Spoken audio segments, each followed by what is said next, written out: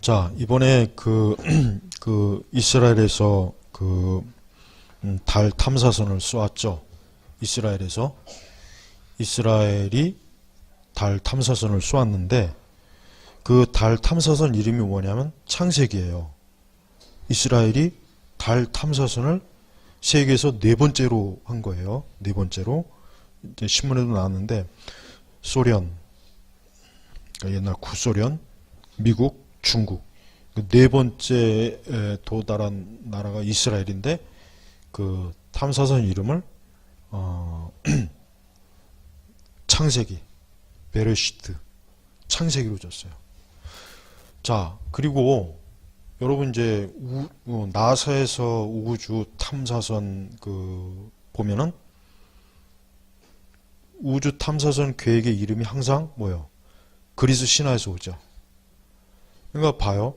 이스라엘은 그래도 이스라엘이 사실 세속 국가거든요. 미리 얘기하면. 그런데 자기네들이 최초로 달 탐사선 이름을 창세기로 지은 거하고 미국은 그래도 어쨌든 기독교 영향이 많은데도 불구하고 나사가 하는 모든 그 우주 프로젝트 이름은 항상 어디를 따냐면 그리스 신화에서 꼭 따와요. 그래가지고 이제 또 거기에 이제 많은 또 얘기가 있어요. 이제 그리스 신화에 대한 많은 또 얘기가 있는데 그건 뭐 너무 복잡하니까. 우리가 이 우주를 바라보는 관점도 비록 이스라엘이 세속 국가이지만 달을 탐사할 때 창세기, 하나님이 세상을 창조했다. 난 참 너무나 의미가 있다. 우리나라 같으면 뭐로 지었을까? 우리나라 같다면서. 난 우리나라가 무슨 이름을 지을지 별 기대도 안 되지만 안 줬으면 좋겠어요, 그냥. 근데 나사는 보면은 그 나사의 우주 탐사 역사를 쭉 보면은 보면은 음모론자들이 그래서 얘기하는 거예요. 왜냐하면 나사의 그 우주 프로젝트가 이게 뭔가 의도가 있다. 왜 꼭 이름을 왜 그리스 신화에서 그 이름을 따가지고 하느냐? 좀 성경적인 의미를 해야 되는데. 그러니까 나사의 우주 탐사 역사를 보면은 우주인들이 많이 죽었어요. 하다가 많이 죽었단 말이에요. 네. 그러니까 좀 성경적 의미를 띠고 이렇게 하면 얼마나 좋겠어요.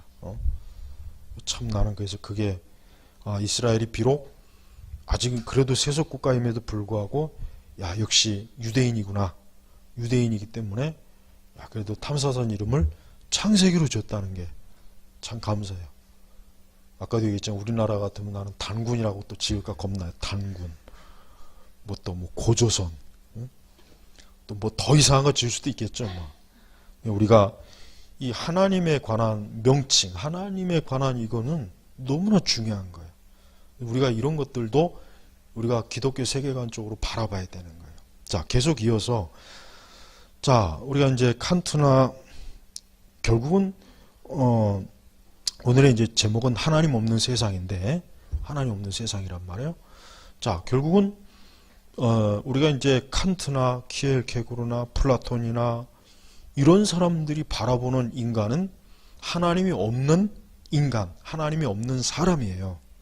그러니까 하나님이 없는 사람들이 만들어 놓은 세상을 가장 이상적으로 바라보는 사람들이 흔히 얘기해서 세속 철학자들이란 말이에요. 근데 우리가 역사를 보면 알겠지만 하나님이 없는 사람들이 만들어 놓은 세계가 어떤 세계입니까?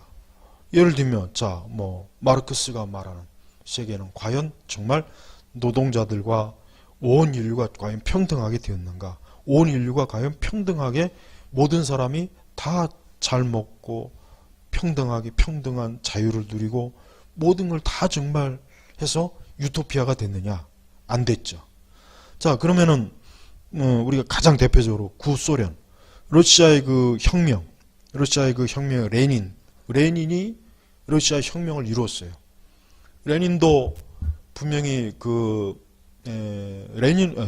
당시 러시아는 일단 레닌 자체가 노동자보다는 농부들, 러시아는 그 시대 산업이랄 게 없거든요. 거의 다 농부거든요. 그러니까 농부들에게 평등한 세상, 당신들도 이제 왕이나 지주에게 더 이상 고통받지 않고 당신들도 당신들의 땅을 가지고 그 땅으로 당신들이 스스로 먹고 살 수 있다. 이걸 약속했거든요. 그래서 처음엔 다 줬다가 나중에 다 뺏었죠. 그리고 거기에서 저항하면 다 농부들을 다 잡아다가 다 죽였잖아요. 그러니까 레닌이 약속한 세계도 결국 비참하게 끝났고, 모택동이 봐요. 모택동이야말로 가장 대표적인 사람이에요. 가장 중국을 가장 사실 이제 모택동 이전에 중국의 역사가 어떤 역사? 황제 역사거든요. 그 황제들에 의해서 역시 중국의 그 많은 인민들도 엄청나게 고통을 받았어요. 황제들의 등살에. 그렇지만은 그 모택동이가 그렇게 약속했던 공산주의 세계에 과연 그러면은 저들에게 좋은 세상을 만들어줬느냐? 역시 어때요? 역시 그 모택동에 의해서 수천만 명이 죽었어요. 굶어 죽고 비참하게 죽었어요. 사실은. 역시 마찬가지예요.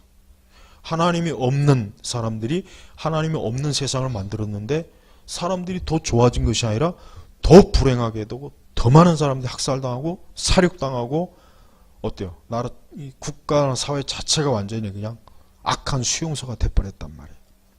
그러면 대표적으로 멀리 갈 것도 없이 저 북한은 어때요? 북한. 저 북한을 봐요. 김일성이도 마찬가지예요. 김일성이는 다 알다시피 그의 조부모나 그의 이렇게 기독교적인 배경이 있어요. 기독교적인 배경이 있어서 참 김일성이가 예수님 잘 만나고 그가 참 하나님으로 인해서 사람이 새로운 피조물이 됐다면 오히려 목사가 돼서 아니면 하나님의 일꾼이 되어서 많은 사람들을 살렸을 텐데 그는 공산주의를 받아들였고 공산주의의 영향을 받았어요. 결국은 그가 만들어 놓은 저 북한이라는 나라 자체가 어떻습니까? 하나의 거대한 수용소가 돼버렸잖아요. 수용소가 돼버렸고 또 하나의 거대한 종교, 김일성교라고 하는 종교 사입이 왕정 국가가 돼버렸어요. 자 보세요. 칸트건 키엘케고르건 플라토니건 간에 누구나 마찬가지예요. 거기다 또 하나 더 붙여주면 프로이드도 마찬가지고 하나님이 없는 사람, 하나님이 없는 인간이 완전한 인간이다. 이 사람이야말로 진정 인간, 사람으로서 가장 이상에 도달한 것이다. 표준이다. 그럼 그들이 그렇게 열렬하게 정말 추구했던 그들의 사상을 고스란히 물려받은 사람들이 그들이 만들어 오는 세계가 어땠어요? 오히려 정말 우리가 방금 얘기한 것처럼 엄청나게 사람들에게 고통을 주고 슬픔과 이런 말로 다 할 수 없잖아요. 지금도 마찬가지예요. 지금은 우리가 물론 보편적으로 자본주의 사회도 마찬가지예요. 나는 자본주의도 정말 문제가 많아요. 자본주의도 문제가 많습니다. 왜? 결국 자본주의도 결국은 하나님 없는 세계를 꿈꾸는 게 자본주의입니다. 공산주의나 좌파 사회주의만 하나님 없는 세계를 꿈꾸는 게 아니에요. 자본주의도 마찬가지예요. 자본주의는 결국은 뭡니까? 하나님 대신 인간이 추구하는 욕망, 기술, 돈, 금융, 그걸 집어넣는 거 아니에요. 그거 똑같은 거예요. 그러니까 하나님 자리에다가 뭐든지 다른 걸 집어넣으면 결국은 잘못되는 거예요. 잘못되는 거란 말이에요. 우리 개인도 마찬가지입니다. 우리 개인도 하나님이 없는 내 인생관, 하나님이 없는 내 삶을 추구해 봐야 거기다 아무리 좋은 걸 갖다 놓아도 결국은 불행해지기는 마찬가지입니다. 그러니까 무신론자든 뭐든 간에 인간이 하나님이 없는 그러한 세상과 그러한 이상, 그런 세계관을 가지고 있는 이상은 결국 그 자신이나 사회나 국가나 개인은 결국 어떻습니까? 무너지는 것. 이걸 우리가 알아야 돼요. 아까 이제 오후 시간에 이제 설교했지만은 1차 대전은 역사상 가장 참혹한 전쟁이고 가장 사람이 비참하게 많이 죽었어요. 900만 명, 거의 900만 명이 죽었는데 그 900만 명이 그냥 죽은 것이 아니라 어떻게 보면 정말 그냥 예를 들면 우리 가끔 이제 돼지나 이런 것들이 구제역 때문에 죽잖아요. 닭도 마찬가지고 1차 대전 때 사람이 죽어나가는 방식은 그거와 똑같아요. 그냥 전쟁이라고 하는 그 비참한 상황 속에서 그냥 죽으라고 가서 내모는 거야, 내모는 거. 의미 있는 전쟁도 아니고 뚜렷한 목적 있는 것도 아니고 어떤 대단한 무슨 이상 있는 것도 아니에요. 그냥 가서 죽어라. 죽어라 이거 죽어라. 그래서 진짜 많이 죽었어요. 거의 1000만 가까이 죽었어요. 1차 대전 때만 해도. 수많은 젊은이들이. 예. 우리가 지난번에 우리 12월 25일 날 그 영화도 그런 주제로 사실은 만든 영화잖아요. 그 영화도 그 자서전에서 따온 거지만 우리 그리스도인들은 기독교회는 우리가 이 세상에서 궁극적으로 외쳐야 될 메시지는 다른 거 아니에요. 하나님이 없는 세상은 아무리 좋은 것으로 포장하고 치장해도 거기에는 인간에게 행복이 없다. 소망이 없다. 결국 있는 것이라고 뭡니까? 전쟁이나 사륙이나 수용소나 몰락. 결국 뭐 파괴되는 거야. 인간이 계속 파괴돼. 예. 우리 개개인도 마찬가지입니다. 개개인이 하나님이 없는 그 인생관은 결국은 그 자신이 스스로 무너지는 인생관이에요. 하나님이 없으면은 우리의 모든 삶이 의미가 없어요. 아무 의미가 없어져요. 아무리 좋은 직장, 아무리 좋은 가정, 아무리 좋은 기술, 지식도 하나님이 없으면은 그 자체가 뭡니까? 나를 파괴시키는 용도로 쓰일 뿐이지 나를 복되게 하는 용도로 쓰이지 않는 것입니다. 그래서 우리가 이 하나님이 없는 세상을 꿈꾸던 18세기 철학자들과 19세기 철학자들이 결국은 어때요? 그들의 영향을 받은 정치가들, 사상가들, 경제가들, 그들의 영향을 받은 교육, 그들의 영향을 받은 문화예술들이 결국 어떻게 했습니까? 더 어둡고 더 비참한, 그래서 사람들로 하여금 의미 없이 그냥 이 세상을 살다가 죽어나가는 공허한 인생관들만 잔뜩 심어줘갖고 그러다가 수많은 사람들이 스스로 자기 멸망한 그 시대가 20세기고 21세기도 마찬가지예요. 저는 지금도 마찬가지예요. 지금도 더 지독해요. 특히 뭐 칸트 이후의 모든 사상가들은 한결같아요. 한결같이 뭡니까? 진리는 없다. 진리는 없고 인간은 계속 발전한다. 발전할 수 있다. 이성만으로 발전할 수 있다. 이성이 인간을 스스로 발전시킬 수 있다. 그걸 얘기한 것이고, 뭐 키엘케고르도 이성이 아닌 다른 것이지만 인간이 스스로 직관적인 고유한 능력으로 스스로 인간이 완전해질 수 있다. 플라톤 같은 사람은 국가를 누가 다스려, 인간을 누가 다스려야 된다고 말했습니까? 철학자들이 다스려야 된다 그랬잖아요. 하지만 그리스 역사를 보면 알겠지만은 철학의 영향을 받은 그리스가 과연 온전한 국가가 됐습니까? 안 됐어요. 그 이후에도 보면 알겠지만 그리스란 나라도 결국 자기네들끼리 피 터지게 싸우다가 결국은 흐지부지 됐단 말이에요. 봐요. 그러니까 결국은 이 세상에 많은 그 국가나 사회나 이 보면은 하나님이 없이 그 추구한 이 세상은 결국 결과적으로는 남은 게 없는 거예요. 공허한 거예요. 텅 빈 거예요. 텅 비어서 인간은 그 텅 빈 곳에서 그 고도를 기다리며라고 하는 그 연극이 있죠. 연극.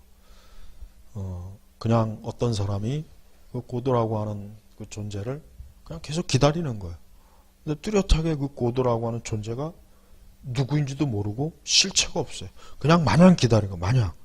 사실 진짜 별 볼 일 없는 연극이고 별 볼 일 없는 내용인데 그게 뭐 그렇게 대단하다고 거기에 무슨 엄청난 무슨 의미가 있는 줄 알고 그걸 계속 뭐 전 세계 어디서 지금 계속 막 그 연극판에서 지금 한다 그러잖아요.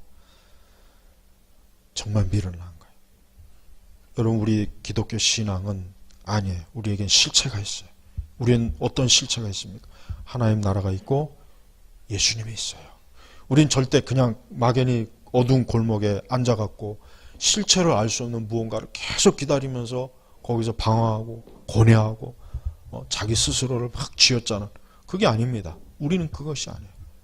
우리에게는 장차 영원한 하나님 나라 소망이 있고 우리에게는 정말 우리에게 구원자가 있고 메시아가 있는 궁극적인 소망이 우리에게 있는 거예요. 그러니까 기독교인들이야말로 절대 어때요? 기독교의 말로 하나님께서 주신 궁극적인 이 생명이 있고 소망이 있기 때문에 기독교인들은 절대 스스로 무너지지 않습니다. 그 삶도 무너지지 않고 기독교인들이 꾸며놓은 세상은 절대로 망하지 않아요. 엊그제 그 조선일보에 보면은 386들이 만들어 온 세상 싫다 하는 그 칼럼이 하나 있어요. 참 아주 너무 잘 썼어요. 이 386. 그러니까 내 세대 586. 이제 그 386이 이제 나이가 먹어서 586이 돼버린 거예요. 옛날에 그 컴퓨터 아는지 모르겠다. 이 세대는 아마 모를 것 같은데 286, 386, 486, 586까지. 그러고 난 다음에 펜티움으로 넘어간 거예요. 나는 286, 3, 486 한참 그때 이제 이랬는데 386, 486을 해봐야 이 스마트폰보다도 못한. 근데도 그때는 그게 대단한 286만 해도 몇백만 원씩 주고 샀잖아요. 근데 이 386들이 만들어 온 세상이 어떤 세상이냐? 지옥 같은 세상이 돼버린 거예요. 지옥 같은 세상. 경제 무너지지, 사회 기반 무너지지, 젊은 우리 청년들 미래의 소망까지 다 무너지지, 기반 자체를 무너뜨리는 거예요. 그러니까 그 386들이 가지고 있는 세상의 기반이 뭡니까? 마르크스주의나 신자파잖아요. 그러니까 그 이념 자체가 하나님이 없거든요. 하나님이 없는 그 세대가 정치 권력과 사회 권력과 문화 권력을 딱 잡고 보니까 정말 싫은 거예요. 이런 세계냐? 겨우 이런 세상을 만들어 놓으려고 너희들이 그렇게 정치했느냐? 이런 세상을 만들려고 너희들이 지금 그렇게 머리띠 두르고 화염병 던지고 이 바닥에 보도블록 깨가지고 만신창이로 만들었냐? 봐요. 요즘 20대들이 이제 돌아선다 그러죠? 나는 이런 생각이 들어요. 꼭 이런 걸 봐야, 이런 결과를 그렇게 맛을 봐야 그걸 돌아설까? 미련한 거예요. 그러니까 저들의 사상이나 이념과 세계관을 딱 보면 야, 얘들이 말하는 이런 그 철학이나 이런 세계관을 딱 보면 이런 영향을 받고 이런 영향을 받은 사람들이 정치가가 되고 사회개혁가가 되고 문화예술인이 되고 그럼 세상이 어떻게 될까요? 뻔한 거예요. 뻔한 거. 굳이 그런 세계를 맛보지 않아도 이런 사람들의 영향을 받은 세계는 안 봐도 지옥이다. 안 봐도 지상지옥이다. 그게 지혜로운 거예요.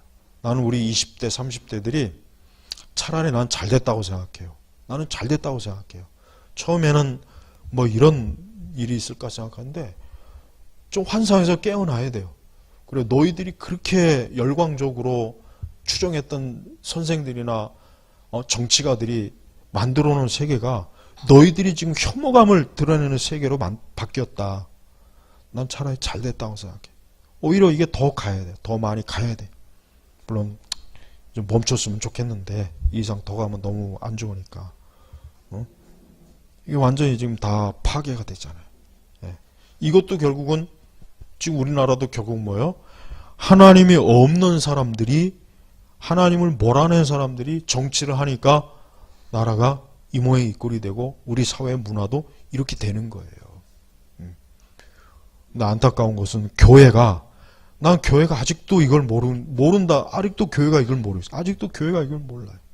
교회는 그러면 안 되거든요. 교회는 하나님이 없는 철학이나 이념이나 세계관을 추종하게 될 경우 성경에 이미 다 나와 있잖아요. 결과적으로. 하나님이 없으면 세상에 공허해지고 어둠이요, 죽음이요, 사망이요, 재앙이잖아요.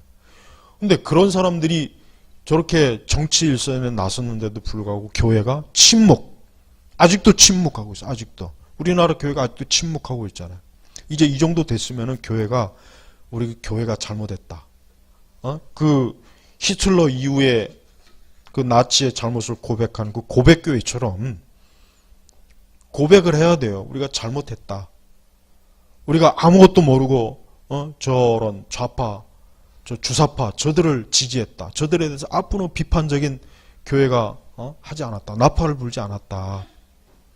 이제 그런 얘기를 할 때가 됐는데도 불구하고 아직도 아무 얘기 안 하고 내가 볼 때는 아마 끝까지 안 할 거예요. 끝까지 안 할 거예요. 끝까지. 하지만 하든 안 하든 간에 결과는 우리가 원하든 원치 않든 결국은 어떤 원인을 제공하면 결과는 오게 돼 있어요. 그러니까 우리 기독교인들은 하나님 없는 그 어떤 철학이나 이념이나 세계관은 그건 보나마나 이미 수천 번, 수백 번 다 증명이 된 거니까 애초부터 거기에다 환상이나 기대도 갖지 말고 철저하게 우리 개인의 인생관도 하나님이 없으면 안 되겠고 이 사회나 국가도 하나님을 전제로 한 사회와 국가가 설계되는 게 정말 좋은 거예요. 물론 완전하지 않겠죠. 완전하진 않아요. 완전할 수는 없어요. 그러나 우리의 교육이라든가 우리의 정치라든가 우리의 사회라든가 법률이라든가 이 모든 것들이 제발 좀 하나님 중심적 기독교적인 전제를 가지고 출발한다면 설령 비록 이 세상이 천국과 같지는 않겠지만 적어도 인간을 지옥과 사륙으로 재앙으로 수용소로 몰고 가지는 않는다는 거예요. 19세기까지의 그 서구 세계가 그게 무너지니까 1차 대전이나 2차 대전 같은 이러한 참혹한 현상이 나오는 거예요. 요즘 정치학자들이 그러죠. 국제 정치학자들이 3차 대전이 있을 것 같느냐 없을 것 같느냐. 당연히 있죠. 왜 없겠어요? 당연히 있어요. 왜 없겠어요? 틀림없이 있다고요. 근데 진짜 그러한 것들이 맞닥뜨릴 때 이전하고는 상상할 수 없는 엄청난 재앙이 이 세계 전체, 우리 개인에게, 우리 가족에게, 우리 자녀들에게 있을 거라는 거. 이거 한 가지는 분명해요. 우리는 제발 하나님께서 그런 것들을 우리 세대에 허락하지 않았으면 하는 거. 그런 바람일 뿐이에요. 자, 일단 이 주제로서 이제 하나님이 없는 인간과 세상은 인간에게 있어서 가장 무섭고 인간을 고통스럽게 하는 것이다. 이걸 알고 있으면 돼요. 그리고 여러분 개개인도 마찬가지입니다. 여러분도 하나님이 없는 여러분의 삶은 꿈에도 꾸지 말아야 돼요. 항상 그리스도, 주님이 우리의 인생의 주인이 되면 우리의 인생은 정말 그 이상 더 이상 바랄 것 없습니다. 그러니까 여러분의 가정, 여러분의 개인 오직 그리스도 중심적인 삶을 살아가시기를. 그렇게 인생을 설계하면은 어디에 있든지 여기에 있든지 외국에 있든지 어디에 있든지 여러분의 삶은 주님께서 궁극적으로 복되게 인도하실 것이라는 거. 이거 꼭 명심하시길 바랍니다. 기도하겠습니다. 하나님 아버지 감사합니다. 지난 몇 주 동안 여러 중요한 철학자들과 사상가들의 이념을 살펴봤습니다. 결국 그들이 추구하는 하나님이 없는 진리가 없는 그런 한 인간이나 사회나 국가나 세계가 얼마나 수많은 사람들을 불행하게 하고 슬픔과 재앙에 빠지게 했는지를 간략하게 살펴봤습니다. 이러한 것들을 교훈으로 주여 우리는 하나님의 진리의 말씀, 우리의 주가 되시는 그리스도에게 더욱더 깊이 그분을 향해서 달려가고 그분과 함께하는 그런 삶이 되도록 이끌어 주옵소서. 감사드리며 예수님의 이름으로 기도 올렸습니다. 아멘.